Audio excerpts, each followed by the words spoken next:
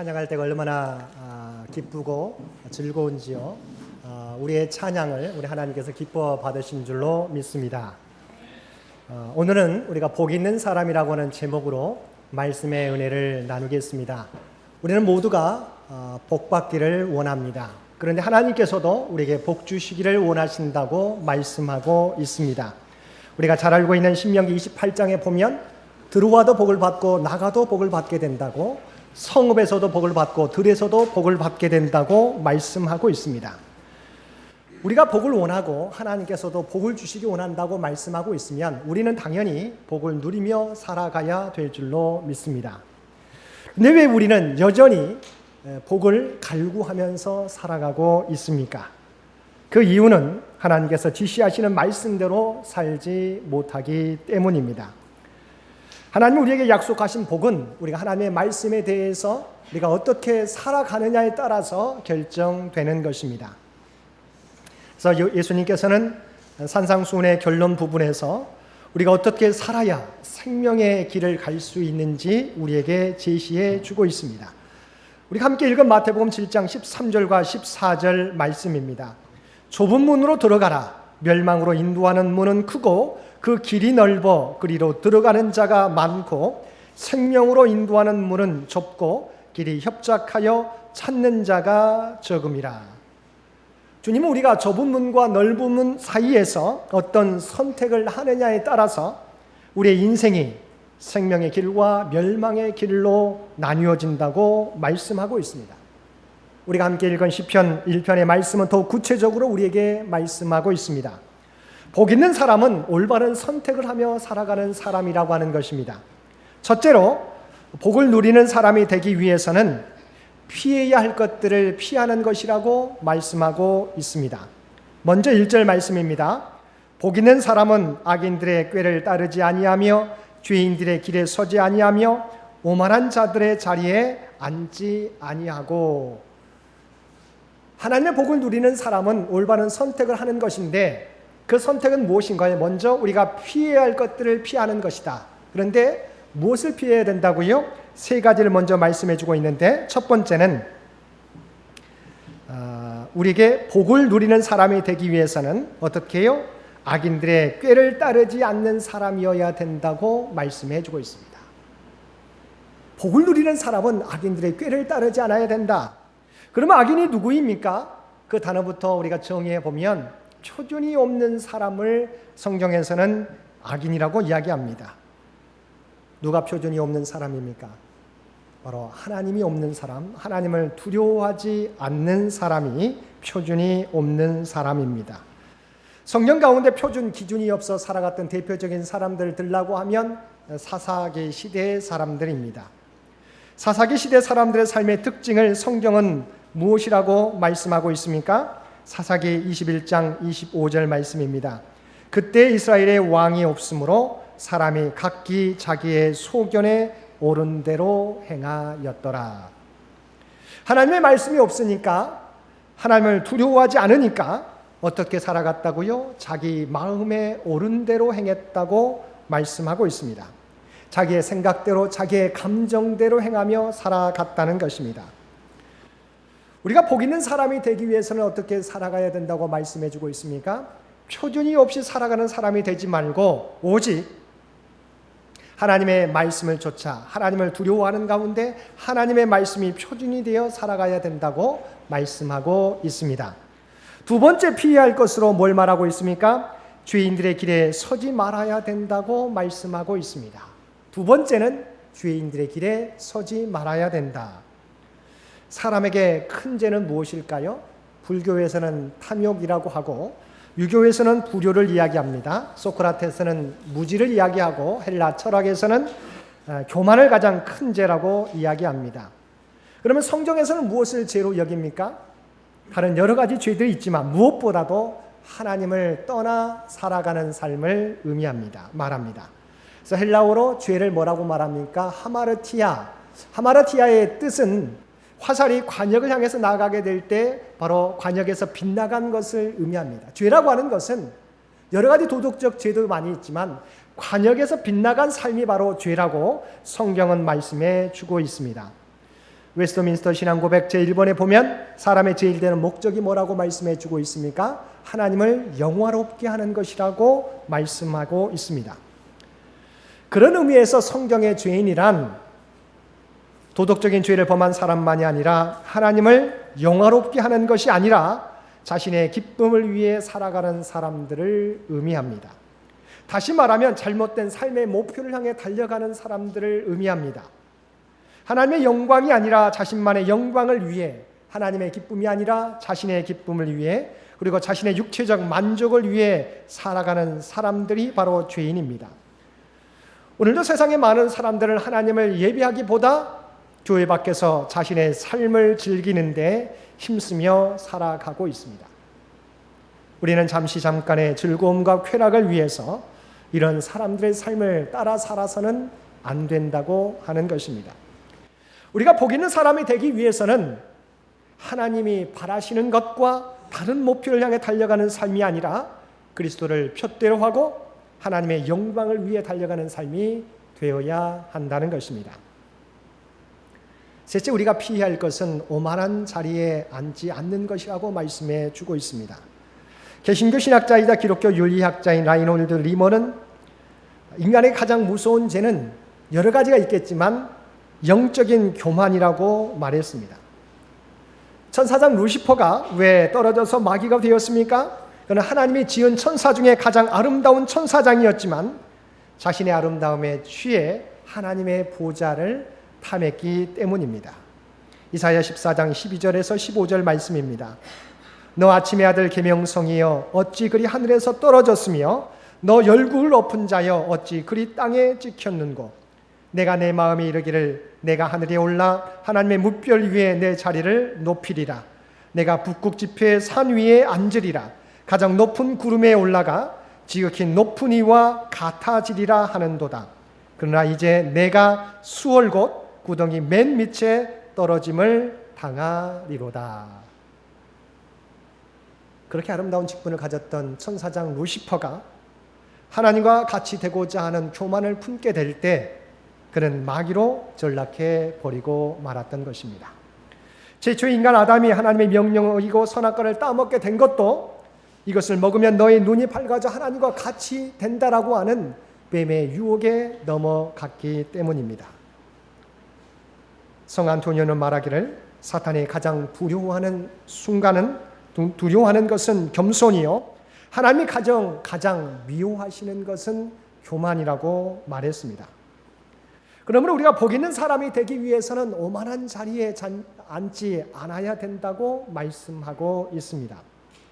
그래서 성경은 끊임없이 우리에게 무엇을 말씀하고 있습니까? 우리가 주님을 믿으라고 말씀하고 있으면서 겸손하라고 말씀해 주고 있어요. 그래서 빌립보서 2장 5절 이하에 보게 되면 우리에게 예수 그리스도의 마음을 품으라고 권면하고 있습니다. 너희 안에 이 마음을 품으라. 곧 그리스도 예수의 마음이니 그는 근본 하나님의 본체시나 하나님과 동등됨을 취할 것으로 여기지 아니하시고 오히려 자기를 비워 종의 형체를 가지사 사람들과 같이 되셨고 사람의 모양으로 나타나사 자기를 낮추시고 죽기까지 복종하셨으니 그 십자가의 죽으심이라 말씀하고 있습니다. 성경은 믿음만 말씀하고 있는 것이 아니라 우리에게 겸손까지 말씀하고 계세요. 잠언 16장 18절에서도 교만은 패망의 선봉이요 거만한 마음은 넘어짐의 앞잡이니라고 말씀하고 있습니다. 우리가 겸손을 품게 될 때 사단의 유혹에 빠지지 않게 되는 것입니다. 그리고 우리가 우리 자신을 낮출 때 하나님께서 우리를 높여주시는 것입니다. 베드로전서 5장 6절 말씀입니다. 그러므로 하나님의 능하신 손 아래에서 겸손하라. 때가 되면 너희를 높이시리라. 우리는 스스로 높아지기를 원합니다. 그러나 우리 하나님 앞에서 겸손하면, 하나님의 손 안에서 겸손하면 하나님께서 하나님의 때에 우리를 높여주신다고 말씀해 주고 있어요.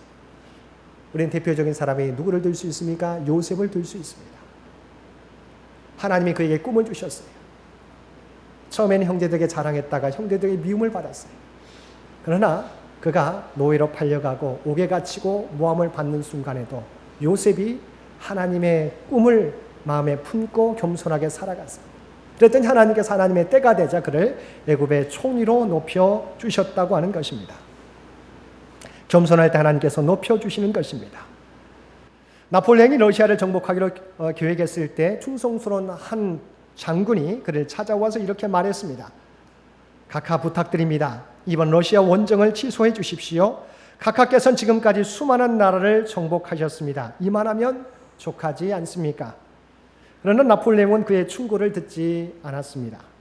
그러자 장군은 마지막으로 한 번 더 간청했습니다. 각하, 사람이 일을 계획해도 그 일을 성취하시는 분은 하나님이십니다. 이번 러시아 원정은 하나님의 뜻이 아닙니다. 취소해 주십시오. 이 말을 들은 나폴레옹은 크게 화를 내면서 내가 모든 일을 계획하고 성취한다. 무슨 하나님이 일을 계획하고 성취하느냐고 그렇게 큰 소리치고 오망방자하게 말했습니다. 우리가 잘 알고 있는 것처럼 내 사전에는 불가능이 없다라고 그는 말했어요.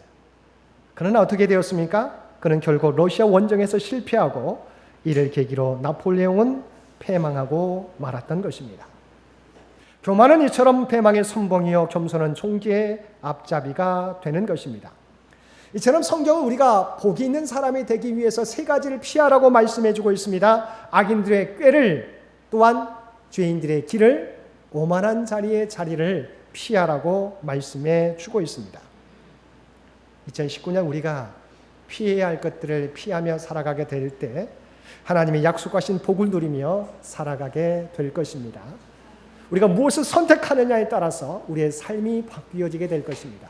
성경에서 우리에게 말씀하고 있는 피해야 할 것들을 피하며 살아가실 수 있는 저와 여러분들 되시기를 바랍니다. 두 번째, 성경은 우리가 복 있는 사람이 되기 위해서는 피해야 하는 것만 있는 것이 아니라 우리가 힘써야 할 것이 있다고 말씀하고 있습니다. 우리가 힘써야 할 것이 무엇이라고 말씀하고 있습니까? 그것은 바로 하나님의 말씀을 가까이 하는 것이라고 우리에게 권면해 주고 있습니다. 2절 말씀입니다. 오직 여호와의 율법을 즐거워하여 그 율법을 주야로 묵상하는도다. 우선 복 있는 사람은 여호와의 율법을 즐거워한다고 말씀하고 있습니다. 세상을 창조하시고 주관하신 하나님께서는 하나님의 계획과 뜻을 하나님의 율법 안에 두셨습니다. 담아주셨습니다.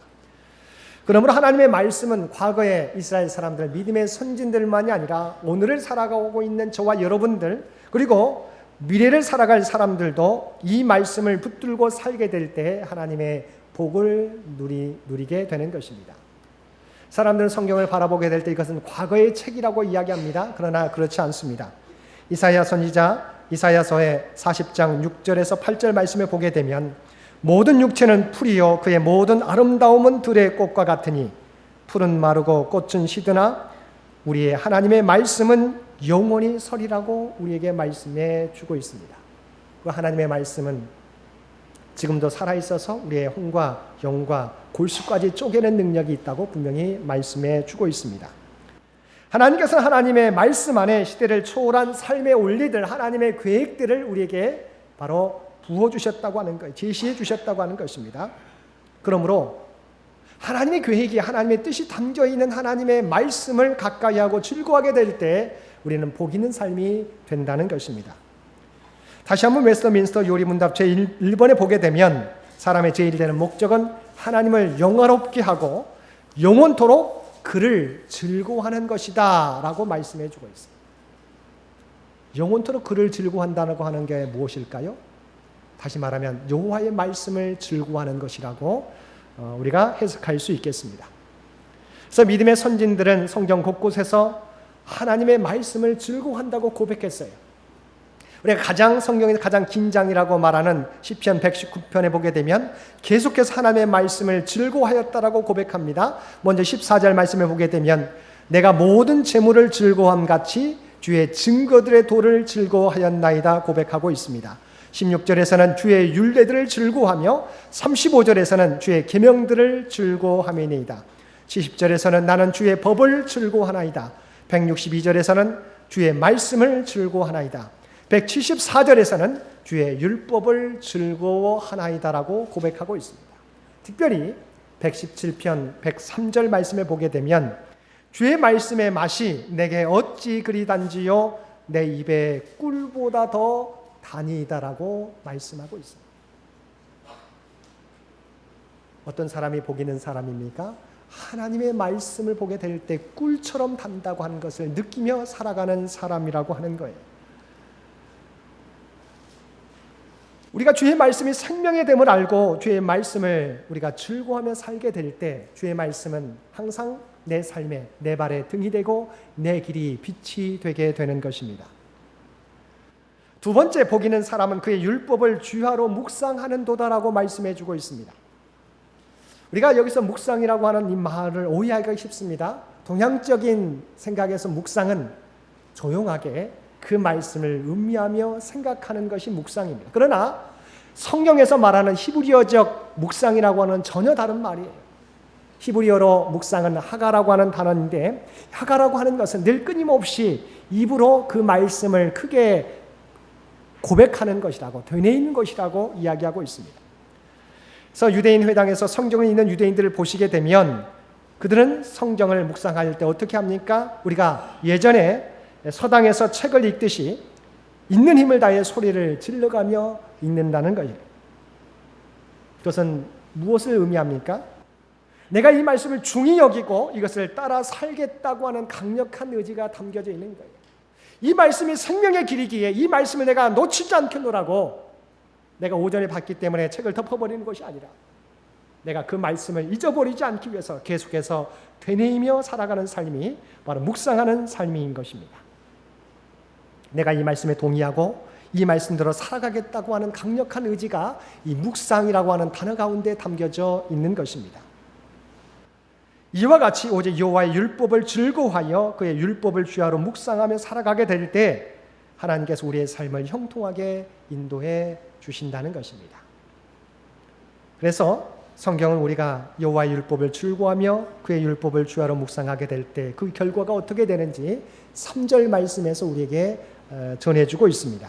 3절 말씀입니다. 그는 시냇가에 심은 나무가 철을 따라 열매를 맺으며 그 잎사귀가 마르지 아니함 같으니 그가 하는 모든 일이 다 형통하리로다. 하나님의 말씀을 즐거워하며 주야로 그 말씀을 묵상하는 사람은 시냇가에 심은 나무와 같이 철을 따라 열매를 맺으며 모든 일이 형통하게 된다는 것입니다. 시냇가에 심은 나무는 어떻습니까? 특징이 물이 끊어지지 않는다고 하는 것입니다. 가물어도 물의 근원을 옆에 두고 있기 때문에 언제나 물이 끊어지지 않으므로 항상 푸르름을 자랑하고 열매를 맺게 된다고 하는 거예요. 근데 그러한 삶이 누구의 삶이 된다고요? 하나님의 말씀을 즐거워하고 그 말씀을 주야로 묵상하는 사람이 이와 같다는 거예요. 그래서 잠언 11장 28절의 말씀에 보게 되면 자기의 재물을 의지하는 자는 패망하려니와 의인은 푸른 잎사귀 같아서 번성하리라고 말씀하고 있습니다. 그리고 마태복음 7장 24절 우리 산상수훈의 결론에서도 그러므로 누구든지 나의 이 말을 듣고 행하는 자는 그 집을 반석 위에 지은 지혜로운 사람 같으리니 비가 내리고 창수가 나고 바람이 불어 그 집에 부딪히되 무너지지 아니하나니 이는 주추를 반석 위에 놓은 까닭이라고 말씀하고 있습니다. 어떤 삶이 무너지지 않는다고 말씀해 주고 있습니까? 하나님의 말씀 위에 하나님의 반석 위에 집을 인생의 집을 지어가는 사람이 비바람이 불고 창수가 나도 무너지지 않게 된다고 말씀하고 있습니다. 실제로 창세기 39장에 보면 요셉의 이야기가 나옵니다. 우리가 잘 알고 있는 것처럼 그는 애굽의 노예로 팔려갔습니다. 그런데 성경은 뭐라고 이야기하고 있습니까? 여호와께서 요셉과 함께 하심으로 그가 형통한 자가 되었고 그의 주인도 그의 범사에 형통하게 하심을 보았다라고 성경은 기록하고 있어요. 노예로 팔려가도 하나님의 말씀을 마음에 품고 살아가는 사람은 그의 삶이 형통하게 된다라고, 그의 주인이 여호와께서 그와 함께 하심으로 그가 형통함을 보게 되었다고 성경은 말씀하고 있어요. 또한 바벨론의 포로로 끌려갔던 다니엘에 대해서 다니엘 6장 28절 말씀을 보게 되면 다니엘이 다리오 왕의 시대와 바사 사람 고레스 왕의 시대에 형통하였다라고 말씀해 주고 있어요. 한 시대의 국무총리가 되는 것이 쉽지 않습니다. 그런데 나라가 바뀌고 왕들이 바뀌어도 다니엘은 계속해서 하나님의 형통함으로 바로 국무총리의 역할을 계속해서 감당했다고 성경은 말씀해 주고 있습니다. 아무리 어려운 환경이라도 하나님만을 경배하며 그 말씀 가운데 살아가게 될 때 형통한 삶을 누리게 된다고 성경은 우리에게 분명히 말씀해 주고 있습니다. 사랑하는 성도 여러분, 하나님께서는 지금도 저와 여러분에게 복 주시기를 원하신다고 말씀해 주고 있어요. 복 주시기 위해서 어떻게 하셨습니까? 저와 여러분이 십자가로 구원해 주셨습니다. 또한 우리를 복 주시기 위해서 하나님의 말씀을 우리에게 허락해 주셨습니다. 우리가 하나님을 떠나지 않고 늘 하나님의 말씀을 가까이 하고 살아가게 될 때 우리는 때를 따라 풍성한 열매를 맺으며 형통한 삶을 살게 된다고 말씀하고 있습니다. 우리는 오늘도 한치 앞을 알지 못하는 삶을 살고 있습니다. 세상을 살고 있습니다. 세상이 얼마나 바쁘게 변하는지 모릅니다. 그러나 변함없이 흐르고 있는 것은 아무리 세상이 변화되지만 변화되지 않는 하나님의 지혜의 말씀이 이 하나님의 말씀 가운데 새겨져 있다는 사실을 기억하실 수 있기를 바랍니다. 2019년 한 해, 아니 우리의 남은 생에 늘 하나님의 말씀을 가까이 하심으로 철을 따라 열매를 맺으며 그 잎사귀가 마르지 않고 그가 하는 모든 일에 형통함을 입으며 살아가실 수 있는 우리 장인의 모든 가족들 되실 수 있게 되기를 주님의 이름으로 간절히 축원드립니다. 함께 기도드리겠습니다. 사랑하는 충만하신 아버지 하나님, 우리에게 시편 1편의 말씀을 주셔서 우리가 어떻게 살아가야 하나님의 복을, 하나님의 형통한 삶을 누리게 되는지 말씀해 주시니 진심으로 감사드립니다. 이제는 악인의 길을 쫓지 아니하고 죄인들의 길에 서지 아니하고 오만한 자들의 자리에 앉지 않는 우리 모두가 되게 하여 주옵소서. 대신 오직 하나님의 율법을 즐거워하며 그 율법을 주야로 묵상하는 삶이 되게 하여 주시어서 아무리 어두운 이 세상 가운데서도 주께서 주시는 밝은 빛을 따라 살아가는 우리 모두가 되게 하여 주옵소서. 그래야 하나님의 뜻을 이루며 형통한 삶을 살아가는 주의 백성들 모두 되게 하여 주옵소서. 이 모든 간구 우리를 구원하여 주신 예수님의 이름으로 간절히 기도드리옵나이다. 아멘.